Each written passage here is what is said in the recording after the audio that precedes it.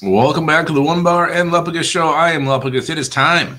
It is time to look at the Vikings PFF grades in the win over the Colts and react to them. Maybe it'll be like this. Maybe it'll be like this. I don't know.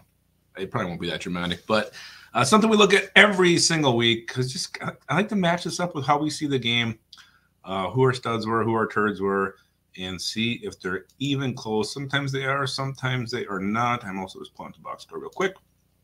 So let's start with the lowest ones. We always start with the low. Again, PFF. Some of you guys love it. Some of you hate it. Whatever. Understand. I totally get it. Let's start with the bottom 5 on defense. Coming in at 5 was Harrison Smith with a 54.3. That one's a little surprising. I thought he actually had a very good game. I know he had a play early that was kind of rough, right? He looked like he wasn't maybe giving it a full effort. Then he kind of woke up, and I thought he put together pretty solid, at least a solid 3 quarters of football. He had the fumble recovery. He had 4 total tackles on the day.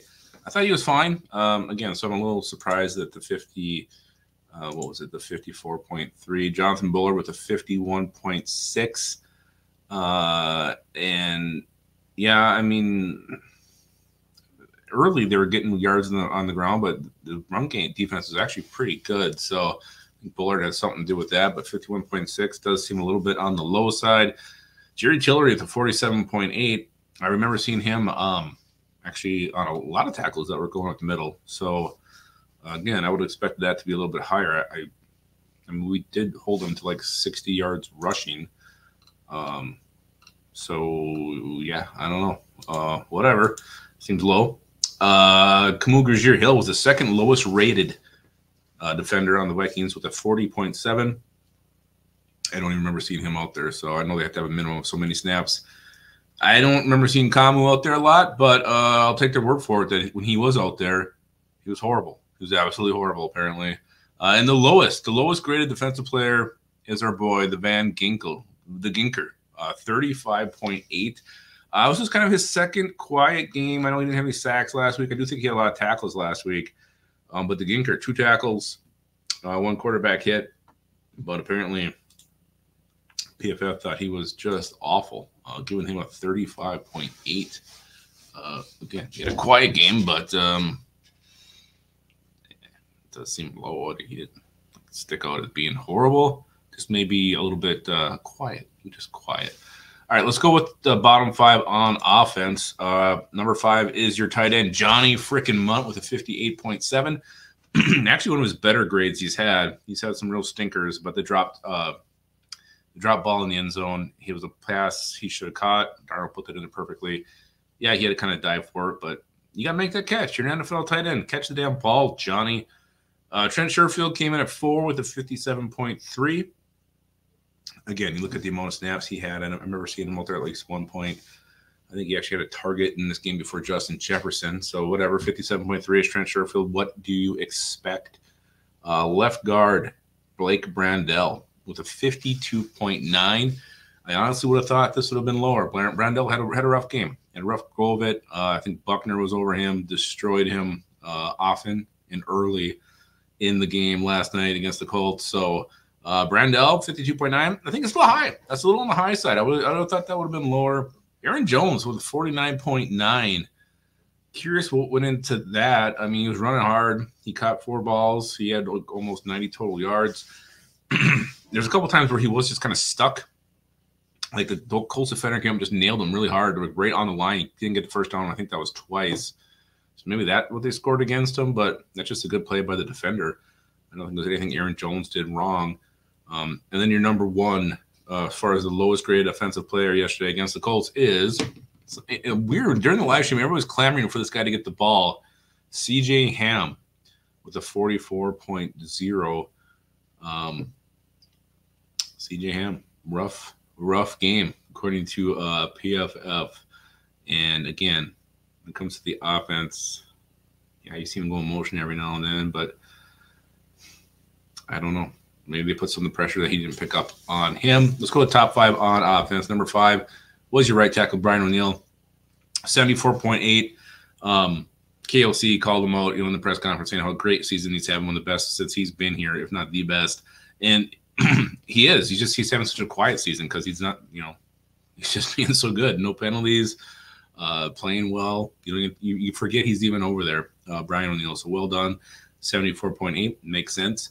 Quarterback Sam Darnold with a 76.1. They must not, score you bad or downgrade you for really boneheaded decisions. Because Sam Darnold had a couple of those. The first interception was just a dumb read. If it wasn't the first Colt defender who was going to catch it, it would have been the second one behind him.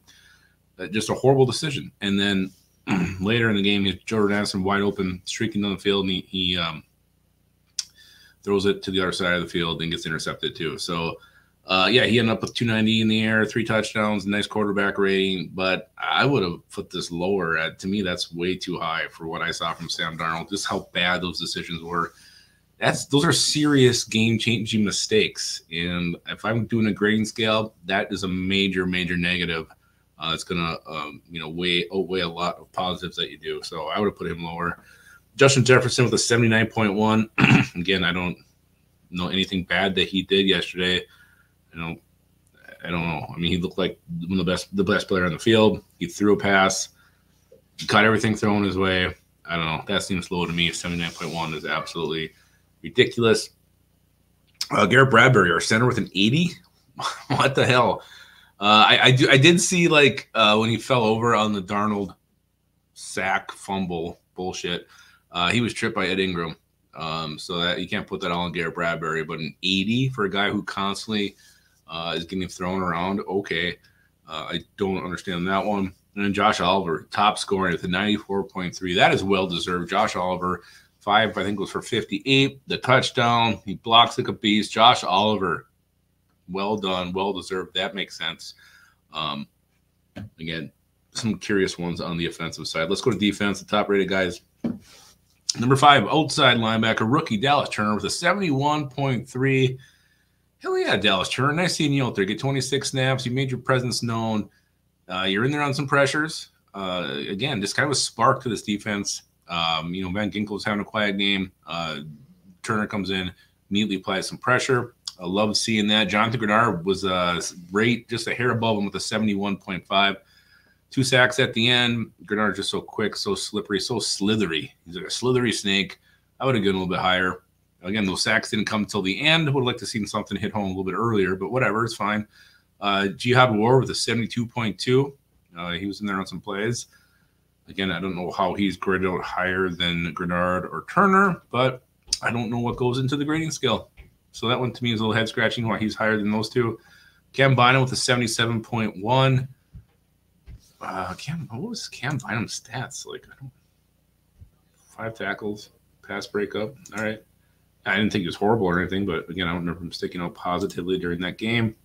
And your top rated defensive player is defensive tackle Harrison Phillips, an 83.2. For a defense that really shut down the Colts, these are the top scorers, and the 83.2 is the highest. A little bit head scratching, ball scratching, butt scratching. Harrison Phillips, again, we shut down the run game. He's a part of that, big part. 83.2. Okay. Wouldn't have been my top guy, but you know what? It's not my skill. So those are your PFF grades for the Vikings win over the Colts, getting to 6-2. Let me know what you think. Again, PFF, some consider it gospel, some consider it tabloid fodder. Let me know in the comments, and also remember to keep your skull in your hole.